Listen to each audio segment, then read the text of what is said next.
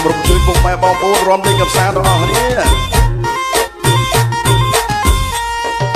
ពេលនៅប្រលឹមស្រេចស្រេចណែធ្វើមកដូចកណ្ដឹងបានចាក់រុនណែបើសិនឡាមិនខ្ញុំមកចាក់ភ្លេងគុណណែបើសិនឡាមិនខ្ញុំមកចាក់ភ្លេងគុណថ្ងៃនេះខំមុនកូនអើយឲ្យគ្រប់ពោះកូនអើយឲ្យគ្រប់ពោះណែបើសិនឡាមិនខ្ញុំមកចាក់ពោះអាណាទុំហារវជាពោះពេ